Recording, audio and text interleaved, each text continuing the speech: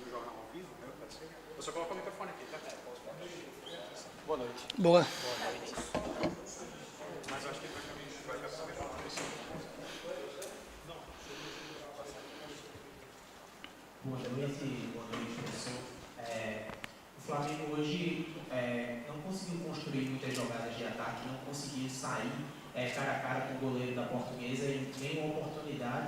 O que é que você achou com mais entrosamento, né? Você colocou os meninos que vinham atuando mais juntos, né? Tirou os reforços da equipe principal. O que é que faltou para o Flamengo criar? Porque a marcação da Portuguesa nem foi tão forte. O que é que faltou para o Flamengo criar? Eu senti uma distância muito grande dos jogadores. Não estavam se aproximando dos jogadores mais técnicos. Além disso, faltou mais alguma coisa para o Flamengo criar uma grande oportunidade, sair daqui com a vitória. 26 mil pessoas aqui para ver a equipe do Flamengo e boa parte saiu chateada. Boa noite. Eu acho que a gente, numa situação dessa, a gente não vê mérito do outro lado. E tem muito mérito do outro lado no time da Portuguesa. É um time muito experiente, um time com muito mais idade do que o nosso. A gente vem numa batida muito forte com relação à viagem, descanso e jogos.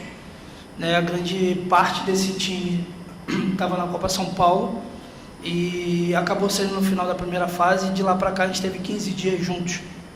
Então, acredito que o entrosamento que a gente tem para um jogo de sub-20, ele é totalmente diferente para um jogo de profissional. Então, eu não vejo demérito no Flamengo, eu vejo mérito também na Portuguesa em conseguir neutralizar algumas jogadas que são de padrões de ataque nosso. A gente só conseguiu fazer uma infiltração do Zé Wellington no primeiro tempo e depois a Portuguesa conseguiu bloquear. Então, eu vejo muito mais mérito no adversário em neutralizar nossas ações de ataque. As combinações acabaram não acontecendo, por N motivos.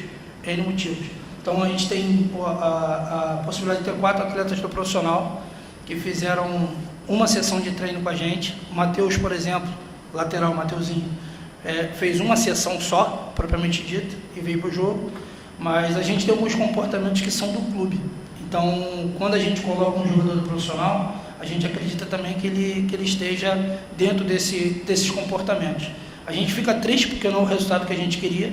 A gente está se cobrando muito por causa disso. A gente não queria decepcionar a torcida, mas o futebol tem disso também. Então, eu vejo muito mérito do outro lado e não demérito da equipe de sub-20 do Flamengo.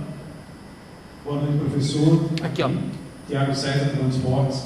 Eu queria a sua avaliação sobre essa participação dessa equipe de base, digamos assim, ainda do Flamengo neste campeonato carioca, né? A gente, claro, sabe que o Tite pode fazer as escolhas dele também, de manter alguns desses garotos para o restante da competição, mas, teoricamente, o próximo jogo ele já assume e o Flamengo, digamos assim, também passa a competir essa disputa. Eu queria a sua avaliação sobre a participação desses meninos e se você destaca alguns nomes como prováveis aí para a sequência da temporada. Assim, destacar nomes, eu acho que vai ser um pouco leviano da minha parte, se eu não falando de outros, né? Então, eu acredito que o clube faz um trabalho, um processo de formação de atletas para base, para chegarem a um profissional da melhor forma possível, né? Eu vejo uma grande possibilidade de muitos atletas gerarem retorno, tanto desportivo quanto financeiro para o clube, nessa equipe que estava aqui hoje, e isso é feito há muito tempo. Então, ver número do Flamengo com relação a isso é uma coisa que deslumbra muita gente. Ele tinha uma meta de um valor e isso é quadruplicado, né, uma relação de temporada, mas a avaliação que a gente tem é que a gente conseguiu cumprir aquilo que a gente veio fazer, né? A gente não conseguiu a vitória, a gente está incomodado. Nossas equipes de base têm um costume muito grande de ficar com a bola, e a gente pegou 2 equipes que vão dar muito trabalho no Campeonato Carioca. O Nova Iguaçu e a Portuguesa são equipes que são postulantes a classificar entre os 8 e de repente chegar numa condição de semifinal. São jogadores muito experientes, conforme eu falei na pergunta do colega anterior aqui, mas a gente vai cuidar disso agora. Eu acho que a gente vai ter tempo para poder treinar, desenvolver. Nossa próxima competição é só em março, que é a Libertadores da categoria. Eu acredito que agora a gente vai ter um pouco de calmaria com relação a jogo, descanso, preparação, para que a gente consiga evoluir. Aqui no meio. Professor, boa noite. Francisco Santos, aqui da Flazoeiro TV. Fazendo uma análise, né? Os meninos jogaram em João Pessoa, empataram, jogaram aqui hoje, empataram novamente. Como é que para eles que estão buscando alcançar ali um time profissional, ser um profissional, na cabeça deles, já entrar em um campeonato carioca, como o senhor falou, são duas equipes fortes, é um campeonato disputado. E como é que é para eles em si, soltando ali no meio deles, como é que é para eles lidar com tudo isso, o emocional dentro de campo, ali, a pressão dentro de campo em querer mostrar trabalho, em querer crescer dentro do clube?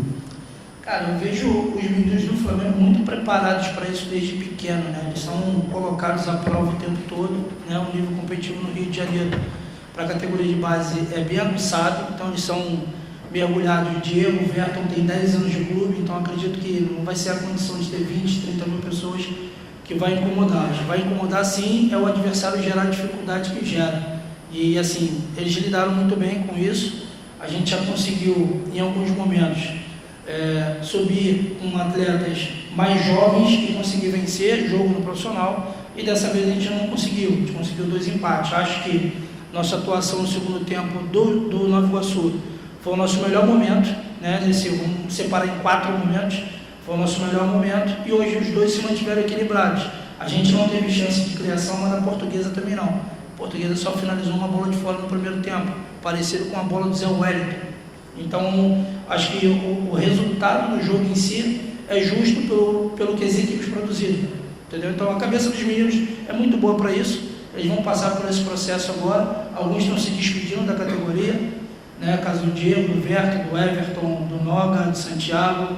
São meninos que não vão ter mais compromisso com a gente na base e que eles sigam a carreira deles da melhor forma possível. Mário Jorge, J-News, canal Flamengo. Bom, no primeiro tempo eu percebi, não sei se você concorda comigo, o Flamengo um pouco descompactado, no meu campo, principalmente. Você tenta corrigir no segundo tempo. Você acha que essa correção ela não surgiu efeito devido ao peso da competição, do Campeonato Carioca, devido a ser a garotada do Flamengo? Cara, eu vou te falar que eu não concordo contigo que está descompactado, não. Pelo contrário, eu acho que a gente só não conseguiu fazer a pressão no bloco alto, a gente não conseguiu, nos primeiros momentos, incomodar a equipe da Portuguesa. Eles estavam quebrando nossa pressão muito fácil. E depois disso a gente tinha uma ideia de compactar com 9 jogadores dentro do segundo setor, e isso aconteceu. A Portuguesa dividiu a posse de bola com a gente, né? Eu acho que eles ficaram no primeiro tempo um pouco mais com a bola, e no segundo a gente ficou um pouco mais. A gente conseguiu incomodar um pouco mais, principalmente dentro do primeiro setor. Enfim, não concordo com a parte da compactação, mas acredito que tudo aquilo que a gente programou para o jogo, aquilo que a gente treinou, eles tentaram fazer. A execução não foi perfeita, mas eles tentaram. Ok, obrigado, boa noite. Obrigado, pessoal, boa noite.